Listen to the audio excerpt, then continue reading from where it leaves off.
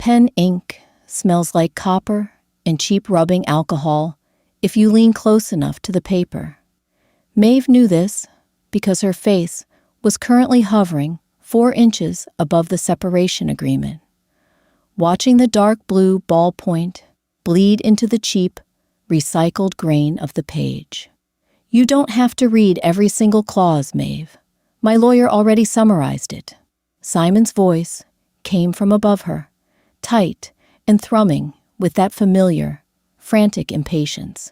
He was pacing, his leather dress shoes, Italian, bought on a credit card he assumed she didn't know was maxed out, made a sticky, rhythmic, clack-peel sound against the linoleum floor of their kitchen. It was Tuesday morning.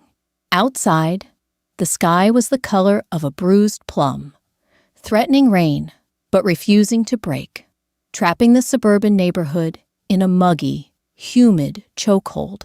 Maeve didn't look up.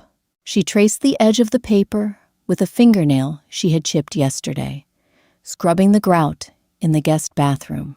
I'm just reading the section about the house, Simon. I told you.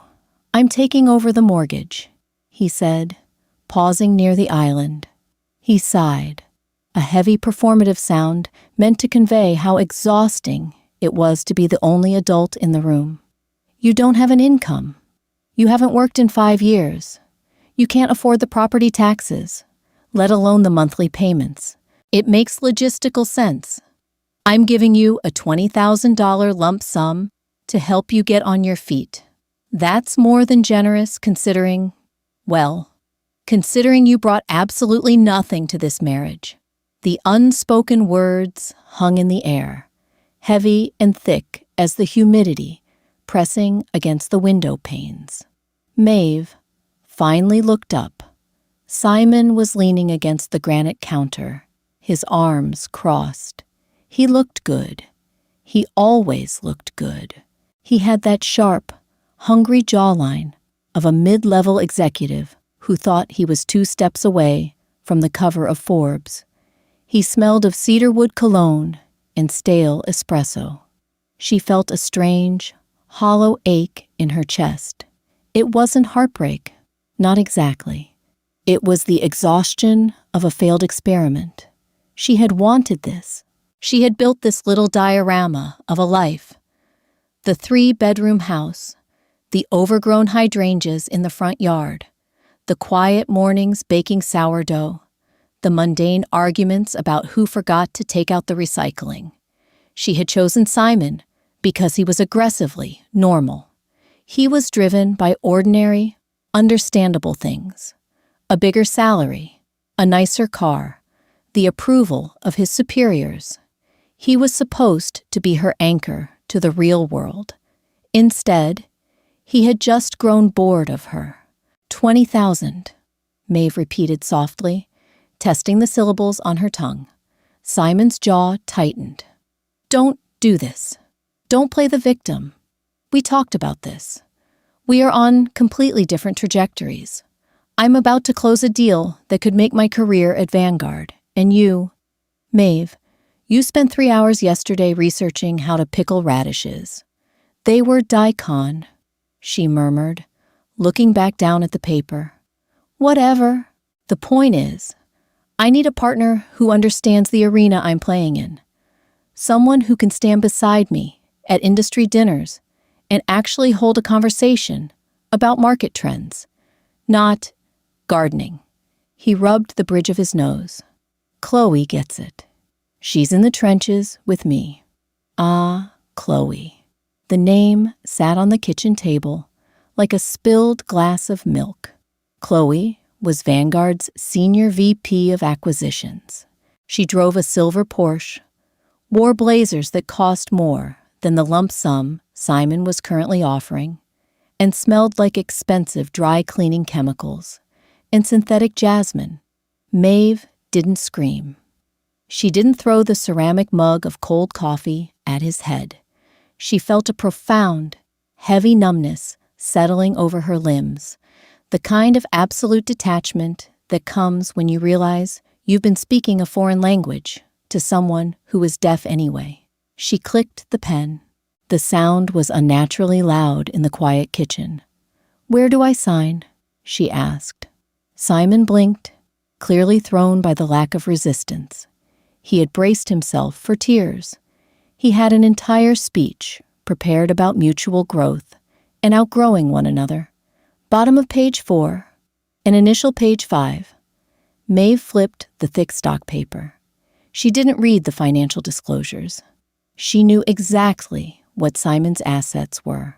She knew about his underwater car loan, his aggressive but poorly managed 401k, and the secret checking account he used to pay for hotel rooms with Chloe. She knew because understanding ledgers was the only thing Maeve was actually, truly good at. She pressed the pen down and signed, Maeve Barrett. She didn't use her maiden name. Not yet. She slid the paperwork across the table. It snagged on a microscopic drop of dried honey. Simon exhaled, his shoulders dropping 2 inches. The relief rolling off him was palpable, thick, and deeply insulting. He scooped up the papers, double-checking her signature to make sure she hadn't intentionally botched it. "Thank you," he said, his voice dropping to a softer, patronizing register. "I know this is hard, but a year from now, you'll see it was the right call. You need to find yourself, Maeve. Figure out what you actually want to do with your life." Maeve stood up. Her knees popped. The oversized gray cardigan she wore felt suddenly itchy and suffocating. "I'll be out by tomorrow afternoon." "Take your time," Simon lied smoothly, already sliding the papers into his sleek leather briefcase. "I'm staying at Chloe's place until the weekend anyway. Just leave the keys on the counter when you go." He didn't try to hug her. The click of the front door closing behind him a minute later sounded remarkably like a gunshot. Maeve stood in the center of the kitchen for a long time, listening to the hum of the refrigerator. She walked over to the trash can, scraped the remnants of yesterday's dinner into the bin, and began to pack. Cardboard boxes have a distinct, depressing smell. It's a dry, dusty scent that catches in the back of the throat, smelling vaguely of glue and forgotten attics. Maeve bought 10 of them from the hardware store down the street. It only took 5 to pack up her entire existence. She was methodical. She took her clothes, mostly thrifted denim, plain cotton shirts, and the unremarkable dresses Simon hated. She took her books. She took a small cast-iron skillet she had seasoned herself over the course of 3 years. She left the KitchenAid mixer Simon had bought her for their 2nd anniversary. She left the expensive down comforter. She left the framed photographs of them in Bermuda, dumping them face down in the bottom drawer of the guest bedroom. By 3 p.m. the next day, the house felt hollowed out. She was taping up the final box when she heard the front door unlock. The tumblers clicked, heavy and loud. Maeve froze, the plastic tape dispenser suspended in her hand. "Simon wasn't supposed to be here.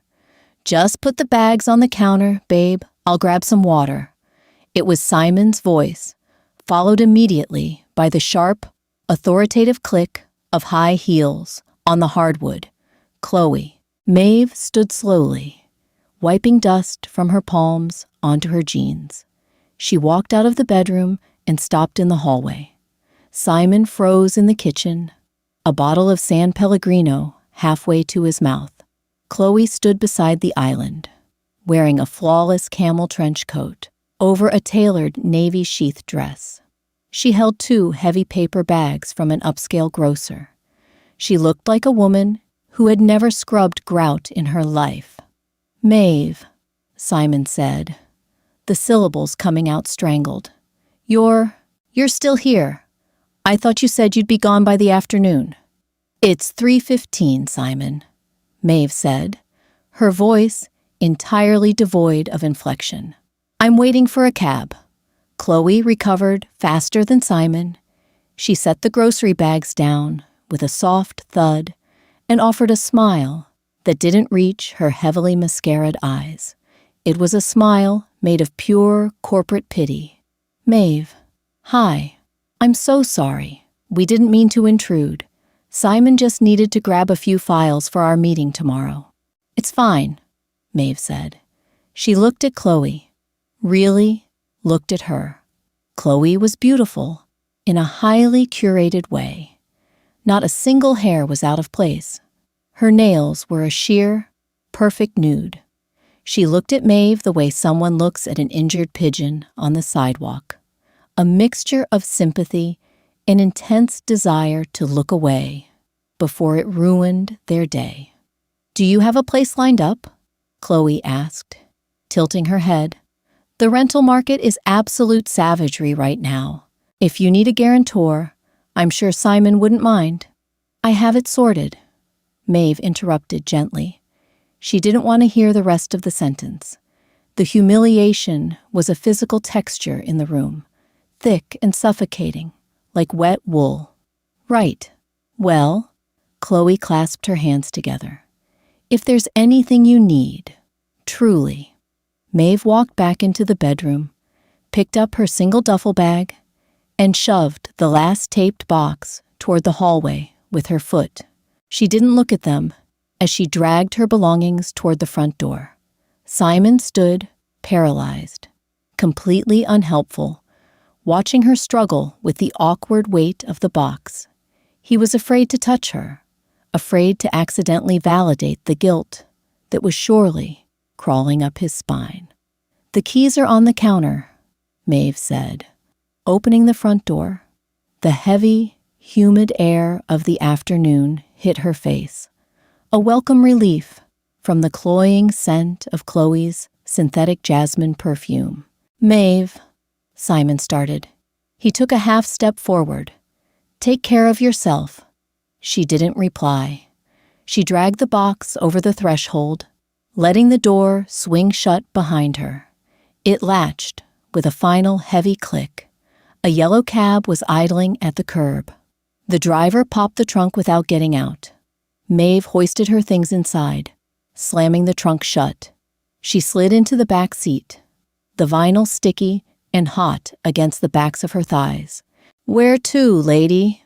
The driver grunted, eyes flicking to the rearview mirror. Maeve looked out the window. She could see Simon's silhouette through the frosted glass of the front door. He was already turning back toward the kitchen, toward Chloe. Just drive toward the city, Maeve said, as the cab pulled away from the curb, leaving the manicured lawns and the quiet, crushing normality behind. Maeve unzipped the side pocket of her duffel bag.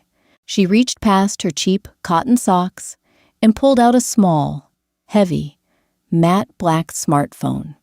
It was completely different from the cracked screen she used to text Simon grocery lists. She powered it on. The screen illuminated, stark white against the gloom of the back seat. No wallpaper, just a grid of encrypted applications. She tapped a single contact. It rang twice. Miss Caldwell, a voice answered. It was a man's voice, deep, British, impossibly calm. Harrison. Maeve closed her eyes. The sound of her maiden name sent a strange, electric jolt down her spine. It had been 5 years since she wore it. 5 years of playing dead. 5 years of hiding from the relentless, bloodthirsty machinery of her own creation. Harrison, she breathed. Her voice changed. The soft, accommodating tone she used with Simon evaporated, replaced by something cold, sharp, and metallic. I need extraction. And send a car. This cab smells like stale smoke and desperation. Where are you currently, ma'am? She gave him the cross streets leading onto the highway. A car will intercept you at the rest stop in 10 minutes. Welcome back, Miss Caldwell. Shall I inform the board that your sabbatical has concluded? Maeve looked down at her left hand. The pale, depressed skin, where her gold wedding band used to sit, looked like a scar. Not yet. I need to take a shower first. Have the quarterly financials on my desk by 6. Understood. Maeve ended the call. She leaned her head against the smudged window of the cab, watching the highway markers blur into a continuous gray line. She wasn't Maeve Barrett anymore. She wasn't the woman who pickled radishes or clipped coupons or waited up for a husband who smelled like another woman. She was Maeve Caldwell, sole inheritor and absolute dictator of Vanguard's shadow parent company. And she was suddenly, violently awake. The air inside the Meridian Edge executive boardroom was 58 degrees Fahrenheit. Simon liked it that way. He read in an airport business book once that cold temperatures kept people alert, kept them hungry. Right now, he needed everyone starving. "Run the projections again," Simon barked, tossing his laser pointer onto the polished mahogany table. It clattered against a stack of thick, spiral-bound prospectuses. At the end of the table, a junior analyst named Brody frantically tapped at his laptop. The massive smart screen on the wall flickered, displaying a bar graph that looked like a staircase leading directly into a basement. "Simon, we've run them 3 times," Chloe said smoothly. She was sitting to his right, legs crossed, an iPad resting on her knee. "The numbers aren't going to miraculously change. Logistics costs are up 40%. Our European supply chains are hemorrhaging capital. If we don't secure an injection of at least $80 million by the end of Q3, Meridian goes into Chapter 11. It's math, not magic." Simon leaned over the table, pressing the heels of his hands into the wood until his knuckles turned white. His reflection stared back at him in the polished surface. He looked tired. The dark circles under his eyes were deep, purplish bruises. It had been 4 months since the divorce. 4 months of pure, unadulterated freedom. 4 months of working 90-hour weeks, sleeping at Chloe's hyper-modern condo, and chasing the dragon of corporate ascendance. He had thought cutting Maeve loose would be like dropping sandbags from a hot air balloon. He had expected to soar. Instead, he was in a nosedive. "So, what's the play?" Simon asked, his voice rough. "We can't just fold. I didn't sacrifice my entire personal life to watch this firm go bankrupt because shipping containers got expensive." Chloe let the silence stretch for a moment, ensuring everyone in the room felt the weight of her expertise. She tapped her screen, and the bleak bar graph was replaced by a massive, sleek, minimalist logo.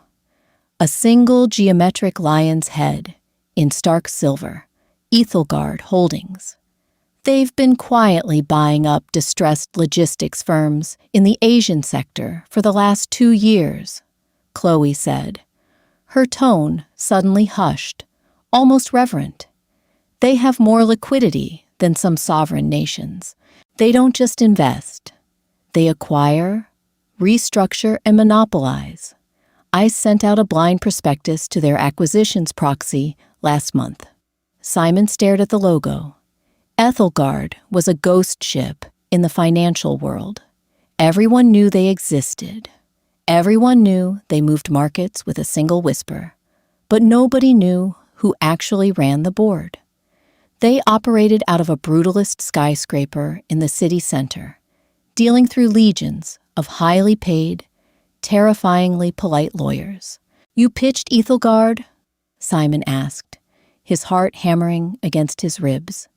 It was a mix of terror and profound excitement. "Without running it past me?" "I pitched their proxy," Chloe corrected, unfazed by his tone. "And yesterday afternoon, I got an email. They want a meeting. Tomorrow at 10 a.m. A collective murmur rippled through the boardroom. Junior executives exchanged wide-eyed glances. Simon stood up straight, adjusting the collar of his shirt. Ethelgard. If they bought Meridian, Simon wouldn't just save his job. He would become a subsidiary director under one of the most powerful umbrellas in the world. His equity alone would set him up for life. This is it, Simon breathed, the exhaustion suddenly bleeding out of him, replaced by a jagged spike of adrenaline. This is the white whale. Who are we meeting with? Did they give a name? Just an acquisitions director, Chloe said, swiping on her iPad. A Mr. Harrison Vance. Wait, sorry, a Mr. Harrison Locke. Standard preliminary gatekeeper. But if we impress him, he takes it up to the ghost. The ghost, Simon scoffed softly, shaking his head. He walked over to the glass wall of the boardroom, looking out over the city skyline. Far off in the distance, the black, monolithic spire of the Ethelgard building pierced the gray clouds. Nobody stays a ghost forever. We go in there. We show them our proprietary routing algorithms. We show them we are undervalued. We don't beg. We present an opportunity. He turned back to the room, clapping his hands together once. A sharp, violent sound. Nobody sleeps tonight. Brody, I want those projections scrubbed and reformatted. Emphasize our North American infrastructure. Chloe, you and I are going to dry run the pitch until our throats bleed. By 3 a.m., the office was a graveyard of empty takeout containers and lukewarm coffee cups. Simon was alone in his glass-walled office, staring blankly at a spreadsheet on his monitors. His eyes burned. He rubbed his temples, leaning back in his ergonomic chair. For a brief, intrusive second, a memory flashed behind his eyelids. Maeve's kitchen. The smell of something baking, cinnamon and butter. The quiet, steady sound of rain against the window. The way she used to quietly place a mug of tea on his desk when he was working late. Never interrupting, just existing as a soft, warm presence in the periphery. He violently shoved the memory away. Weakness, he told himself. That life was a trap. It was mediocrity dressed up in a cardigan. He was built for this. For the cold air, the high stakes, the brutal arithmetic of success. If he had stayed with Maeve, he would be asleep right now in a suburban bed, oblivious to the fact that true power was being carved up in boardrooms, while normal people dreamed. He pulled his phone out of his pocket to check the time. He saw a text from Chloe. Get some sleep. Big day tomorrow. We are going to kill this. See, Simon smiled. A thin, sharp stretching of his lips. He typed back a quick affirmation, grabbed his suit jacket off the back of the door, and headed for the elevator. The next morning, the Ethelgard Holdings building felt less like a corporate headquarters and more like a high-tech mausoleum. There was no bustling lobby, no chattering interns holding trays of lattes. The floors were slabs of unpolished slate. The walls were clad in dark, acoustic-dampening timber. The silence was absolute, heavy enough to pop the ears. Simon and Chloe stepped out of the private elevator onto the 60th floor. Simon's chest was tight.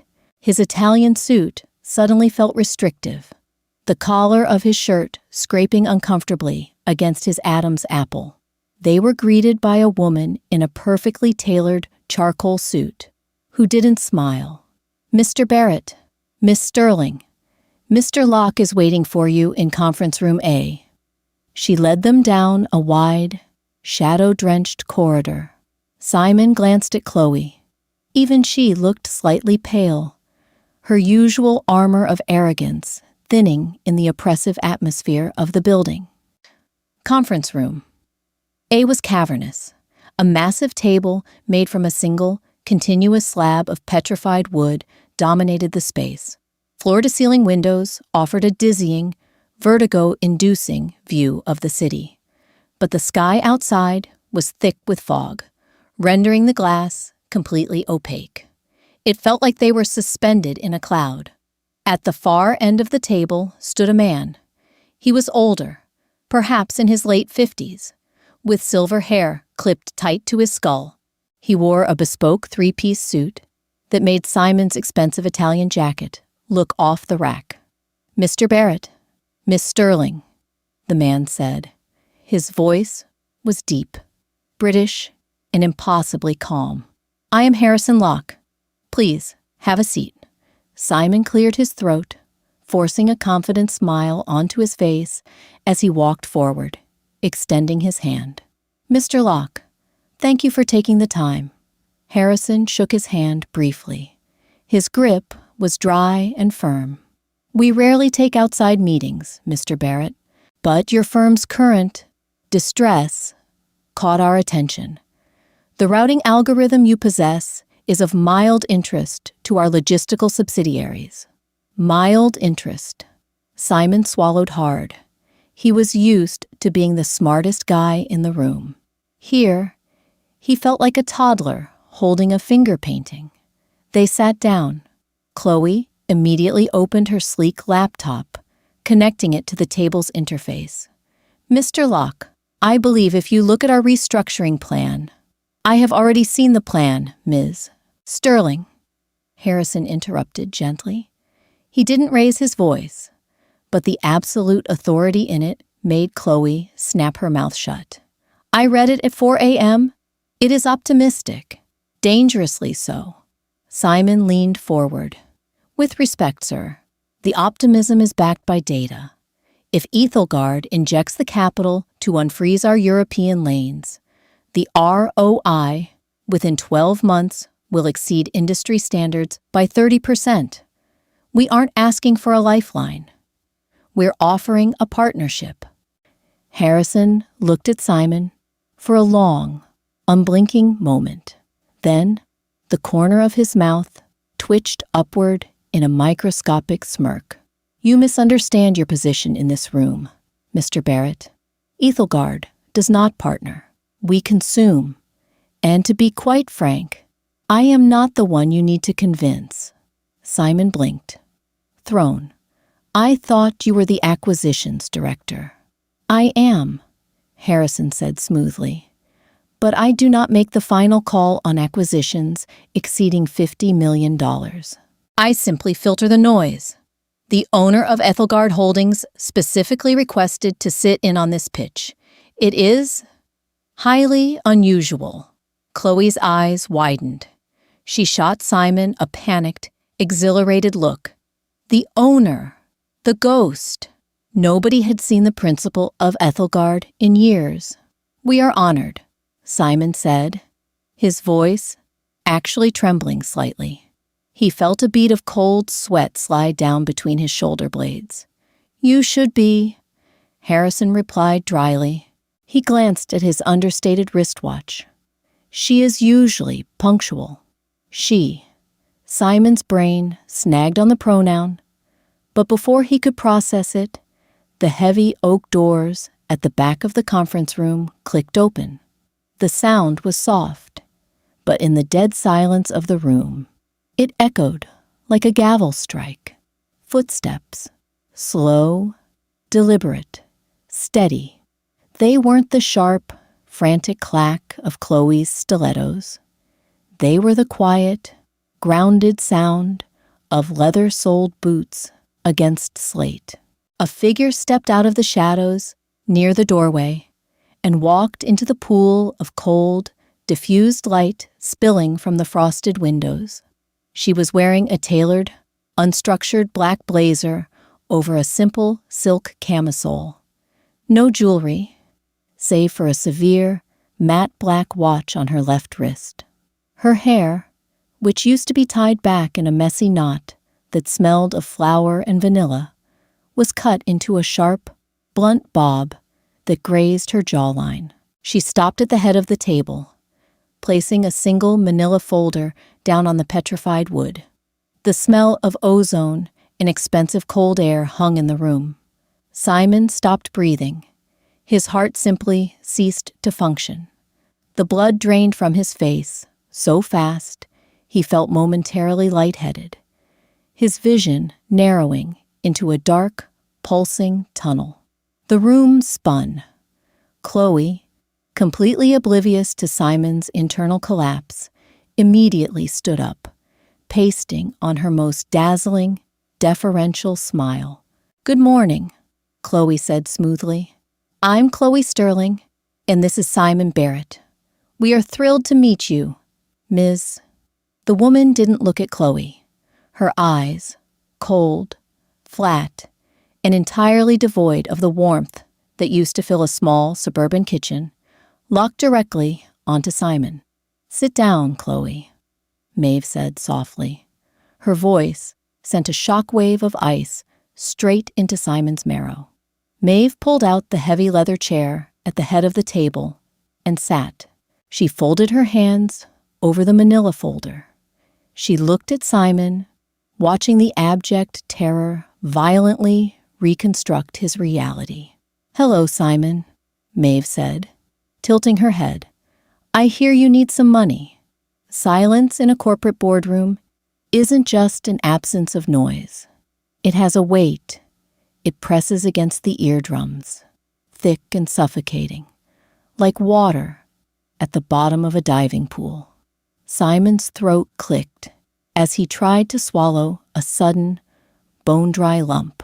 His brain completely rejected the visual information his eyes were sending it. Maeve, his Maeve, the woman whose laundry he used to step over, who bought store-brand paper towels to save 50 cents, was sitting in the apex predator's chair of a multi-billion-dollar acquisition firm. Chloe looked back and forth between them, a frantic, highly calibrated algorithm running behind her eyes as she tried to parse the bizarre social dynamic. "Simon, do you know Ms. Caldwell?" "We are acquainted," Maeve said. Her voice didn't rise. It didn't need to. It coasted over the petrified wood table, smooth and devastatingly flat. "I spent 5 years ironing his shirts. Harrison, please display slide 4 of Meridian's incredibly optimistic restructuring proposal." Harrison tapped a discrete button on his tablet. The massive frosted windows behind Maeve dimmed, and a projection snapped onto the side wall. It was a chaotic web of logistical supply lines, glowing in harsh neon blue. Simon gripped the edge of the table. The grain of the wood felt sharp against his sweating palms. "Maeve, what is this? Is this some kind of joke? Do I look like I'm joking, Simon?" She didn't look angry. That was the most terrifying part. If she had screamed, if she had thrown a coffee cup, he would have known how to handle her. He understood female hysteria. It was a neat, patronizing box he could put her in. But she was utterly serene.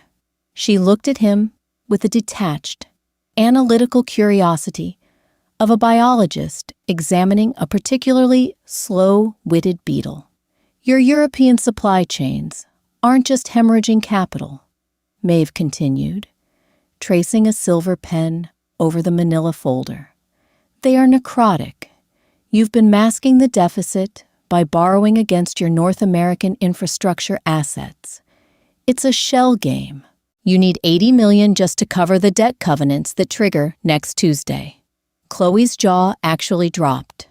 She looked at Simon, her carefully constructed armor cracking. "Simon, the covenants are classified. Only the board knows about Tuesday." Maeve let out a soft, dry exhale that might have been a laugh. "Chloe, isn't it? Ethelgard owns the debt.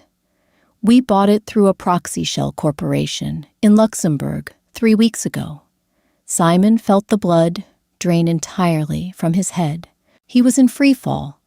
The ground was rushing up to meet him, and he had no parachute.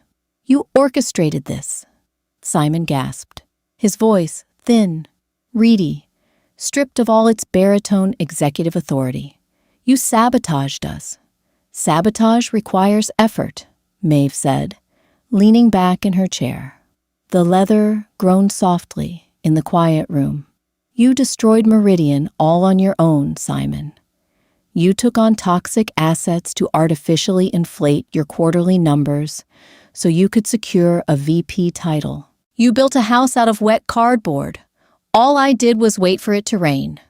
She opened the folder. The smell of fresh, high-grade printer ink drifted across the table, sharply contrasting with the stale ozone of the room. "Ethelgard is prepared to acquire Meridian Edge," Maeve said, her eyes dropping to the paper. "We will absorb all outstanding debt. We will honor the lower-level employee contracts. The infrastructure is solid.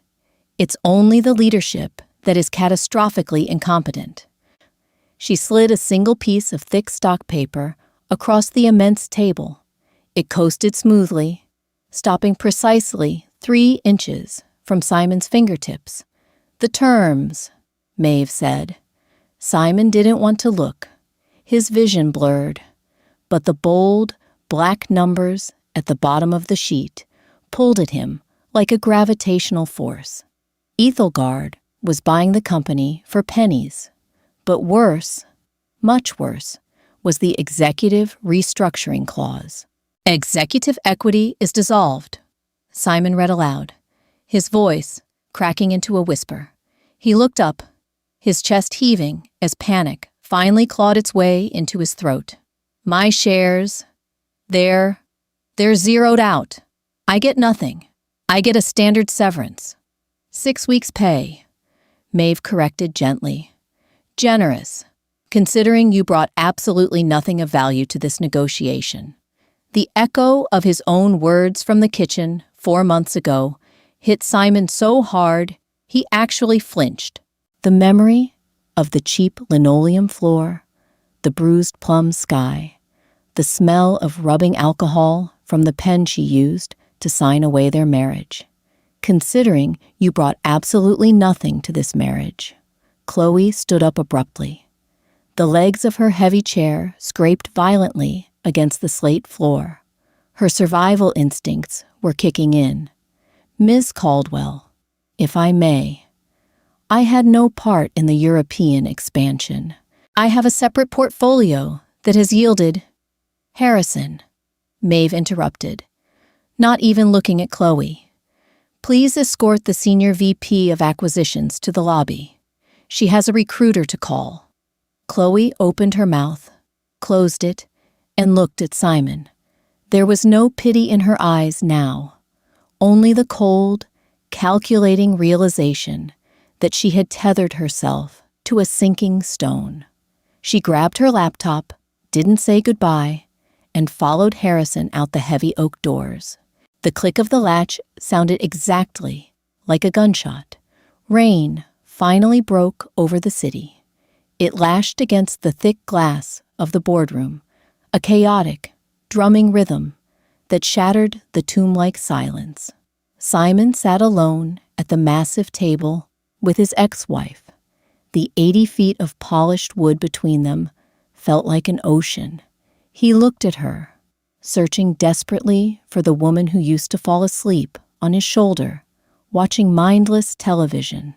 "Why?" Simon asked. His voice was ragged, stripped of all pretense. "Why did you hide this? For 5 years, Maeve. You let me pay the mortgage. You let me think. I let you think you were the son." Maeve finished softly. She stood up and walked toward the window, turning her back to him. The neon lights of the city reflected in the wet glass, painting her face in harsh, fragmented shadows. "I inherited this machine when I was 26, Simon. My father built Ethelgard. He was brilliant, and he was the loneliest, coldest man I ever met. When he died, I took over. I spent 4 years firing people, dissolving companies, ruining lives to optimize spreadsheets. She pressed her fingertips against the cold glass.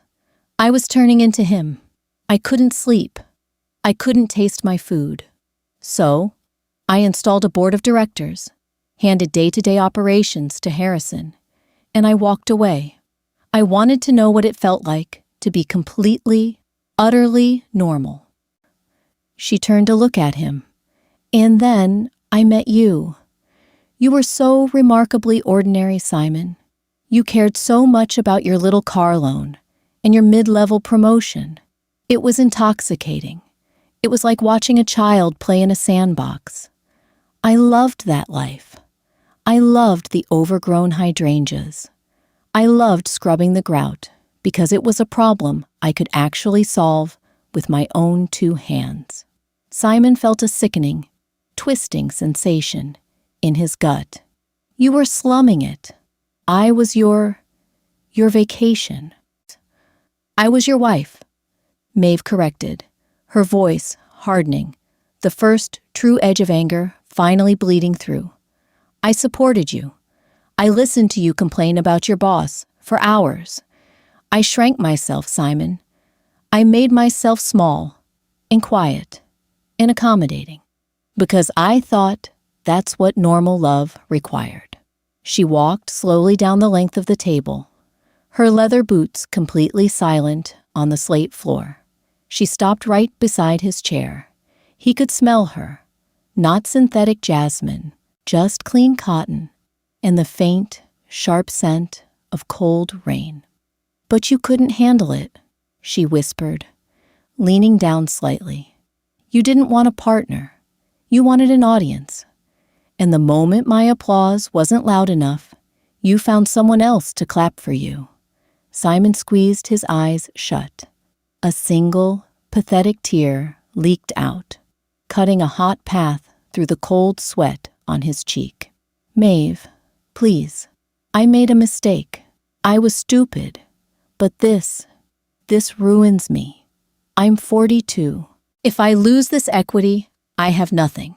I'm underwater on the car. The condo is in Chloe's name. I know, Maeve said. Please. He reached out, his trembling fingers grazing the fabric of her blazer.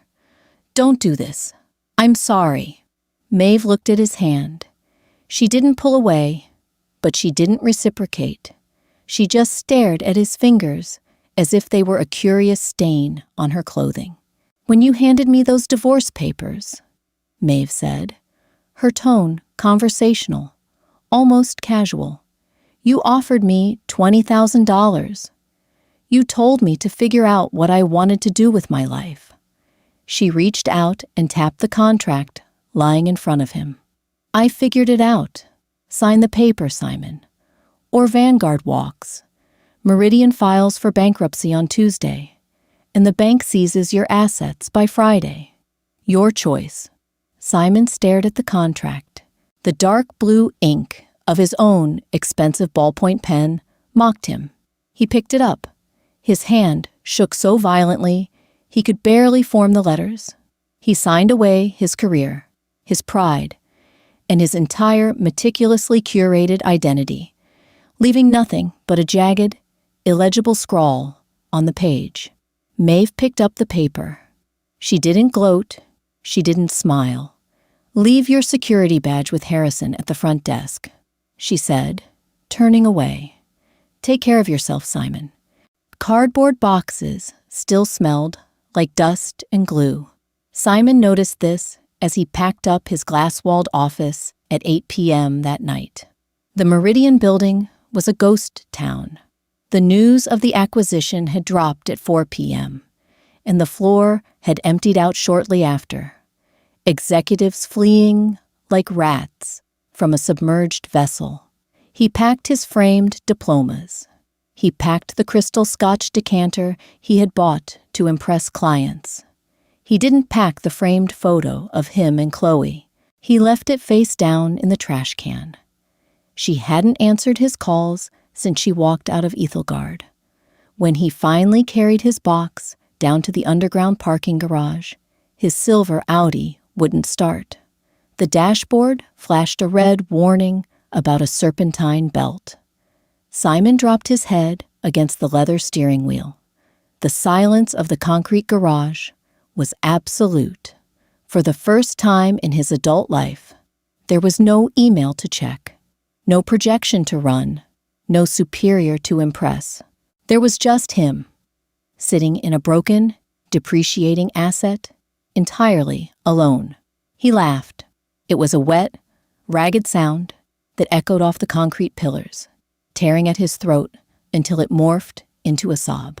He wept for his lost equity, his lost status, and, somewhere beneath the suffocating layers of his own narcissism, he wept for the woman who used to bake him bread on Sunday mornings. Miles away, the city lights blurred into a smeared, glowing canvas against the night sky. Maeve stood in the kitchen of her penthouse. It was a brutal, beautiful space. Matte black countertops, brushed steel appliances, floor-to-ceiling windows overlooking a sprawling, glittering metropolis. It was a kitchen, designed for a magazine cover, not a human being. She opened the massive, double-door refrigerator. Inside, sitting on a pristine glass shelf, was a single, battered glass jar. She took it out and unscrewed the lid. The sharp, earthy, acidic smell of pickled daikon radishes filled the sterile air of the kitchen.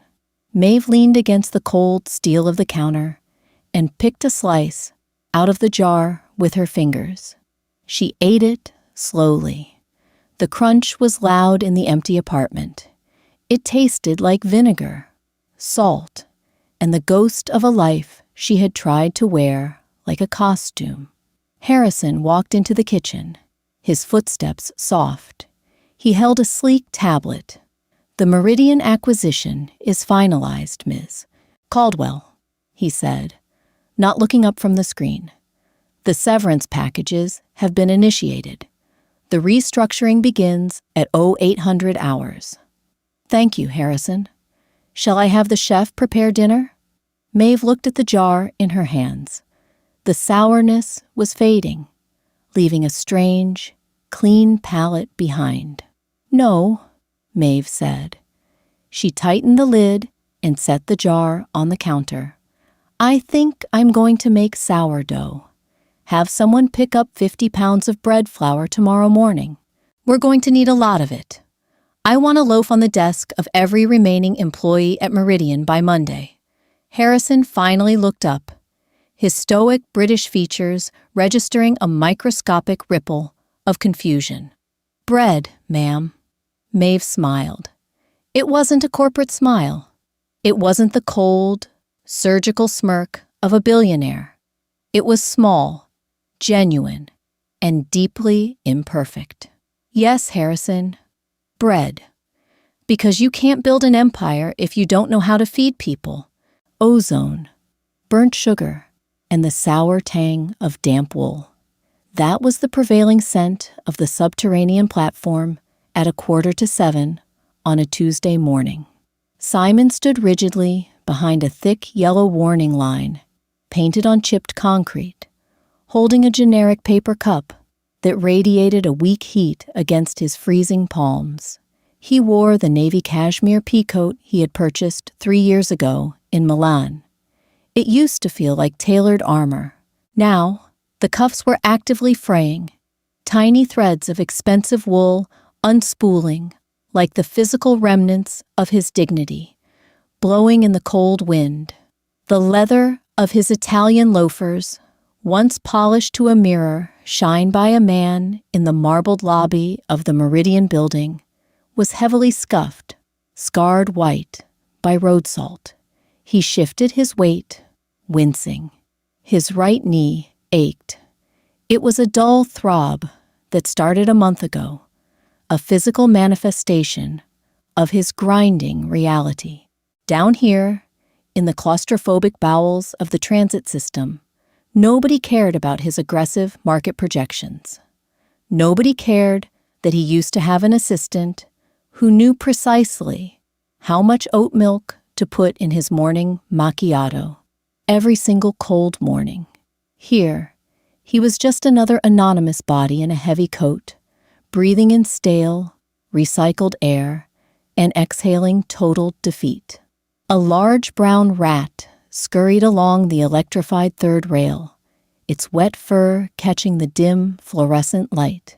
Simon watched it with a numb, deeply hollow sense of kinship. Both of them were just scavenging now, trying desperately to survive in the dark. Drexel Freight was located in a brutalist, windowless concrete block on the far, undesirable edge of the industrial district. The office perpetually smelled of industrial carpet cleaner, stale toner ink, microwaved whitefish, and cheap, bleached white paper. Simon's workspace was not an office with a door. It was a cramped cubicle, formed by 3 gray partitions that absorbed ambient sound, but somehow amplified the collective despair of the room. His chair possessed a broken hydraulic cylinder. Every single time he sat down, it sank 2 inches with a pathetic, wheezing sigh. His computer monitor was a dusty relic from a decade ago, the screen permanently smudged. He logged in. The startup chime was loud, cheerful, and aggressively mocking. His new young supervisor, named Kyle, who wore loudly patterned cheap polyester ties, leaned over the gray cubicle partition. Kyle chewed loudly on a piece of cinnamon gum, his jaw working in a frantic rhythm. He slapped a torn manila folder onto Simon's cheap veneer desk. "Need those regional truck routing manifests by noon, Barrett," Kyle said, popping a wet bubble. "And don't overcomplicate the grid. Just use the standard software. We aren't reinventing the wheel." Simon stared at the folder. The edges were curled. 3 months ago, he was aggressively negotiating $80 million European supply chain covenants. He was carving up the global logistical map. Now, he was optimizing delivery routes for bulk toilet paper and food. He wanted to scream. He wanted to stand up, grab Kyle by his cheap tie, and violently explain the intricacies of leveraged buyouts. But he didn't move. The hot, blinding, righteous anger that had entirely sustained him following the divorce and the corporate slaughter had completely burned out. What remained in its wake was a vast, echoing wasteland of absolute exhaustion. "Sure, Kyle," Simon muttered, his voice flat, refusing to look up from the keyboard. "Manifests by noon." Kyle grinned, slapped the gray partition, and walked away. Simon slowly opened the folder. The paper was cheap, rough, very dry, sharp. It immediately gave him a sharp paper cut on his index finger. A tiny bead of blood welled up, bright and vivid red, against the dull white page.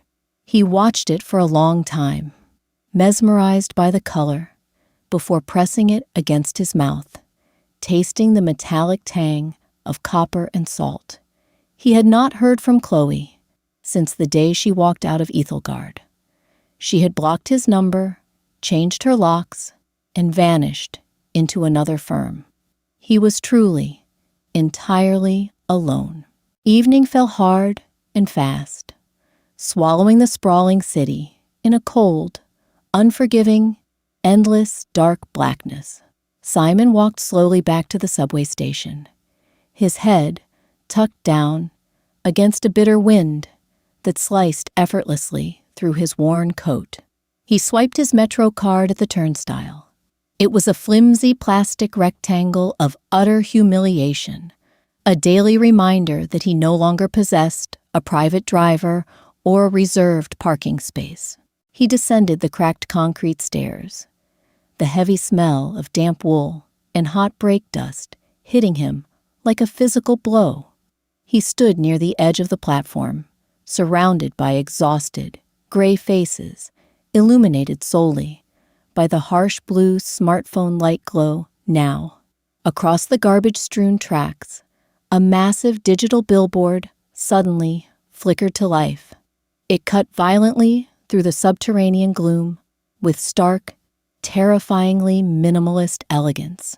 A single geometric lion head in gleaming, polished silver. Ethelgard Holdings. Below the predatory logo, a new corporate tagline slowly faded into view. Written in crisp, perfect typography. Logistics with a human foundation. Simon stared at the silver lion. The pneumatic hiss of an approaching train rapidly built in the tunnel, pushing a heavy wave of warm, trash-scented air over him. But he did not blink. He could not look away from the screen. It was her. It was Maeve, projecting her absolute dominance into the darkest, most forgotten corners of the city. A human foundation. The bitter irony tasted exactly like dry ash in the back of his throat. He vividly remembered her wearing faded denim, scrubbing mold from the tile grout. He remembered her quiet, endlessly accommodating smiles, while he arrogantly berated her for lacking vision. He had possessed a literal titan, a woman who invisibly controlled the financial tides of the entire city, and he had thrown her away without a second thought, because she did not wear designer blazers ever. The train screeched to a violent halt, the metal doors sliding open with a harsh clatter. People immediately shoved past him, sharp elbows digging into his ribs, heavy canvas backpacks knocking against his bruised knees. He was invisible. He was entirely, inescapably ordinary. He stepped onto the crowded train, grabbed a sticky plastic handhold, and let the jerky motion of the subway car carry him away into the endless dark. Miles above the subterranean grime, flour proved to be a messy, beautifully uncompromising substance. It coats the skin, settles deeply into the fine lines of the knuckles, smelling faintly good. It smells faintly of dry earth, toasted grain, and dormant yeast. Maeve Caldwell stood barefoot in the cavernous, hyper-modern kitchen of her glass-walled penthouse at 4:30 in the morning. Outside the massive windows, the city was a sprawling, glittering grid of neon lights, perfectly silent from this extreme altitude. Inside, the only sound was the rhythmic, heavy, wet thud of her bare hands aggressively slapping hydrated dough against the matte black granite counter. She folded the sticky mass over itself, pressed her entire body weight into the heel of her palms, and pushed really incredibly, extremely hard. The dough was tough, highly resilient. It actively fought back. It required real muscle, immense patience, and physical heat. She genuinely loved the stubborn resistance of it. For months, she had lived exclusively in her head, navigating complex spreadsheets, crushing fragile executive egos, and executing hostile corporate takeovers with the cold precision of a surgical scalpel. But here, in the isolated dark before dawn, she was fiercely grounded by the tangible world. She reached blindly for the heavy cast iron skillet, resting on the thick steel grates of the industrial stove. She misjudged the distance slightly, by an inch exactly. Her index finger brushed directly against the searing, hot lip of the pan. A sharp, violent hiss of instantly burning flesh filled the quiet kitchen. Maeve gasped sharply, violently jerking her hand back. The physical pain was immediate and absolute, a bright, white-hot spike of agony that radiated rapidly up her wrist and into her forearm. She quickly ran her hand under the cold tap, watching a brutal, angry red blister instantly form and swell on the side of her finger. It throbbed fiercely, pulsing exactly in time with her rapid heartbeat rhythm, now very loudly indeed today. She turned off the water, leaning heavily against the cold steel sink, breathing in shallow, ragged gasps. She did not seek out medicated ointment. She did not carefully wrap it in a sterile bandage. She roughly dried her uninjured fingers on a rough linen towel and went right back to kneading the dough. The dull, persistent, throbbing sting was a necessary, vital anchor. It was a brutal reminder that beneath the bespoke charcoal suits and the billions of dollars in liquid assets, she was still fragile flesh and blood.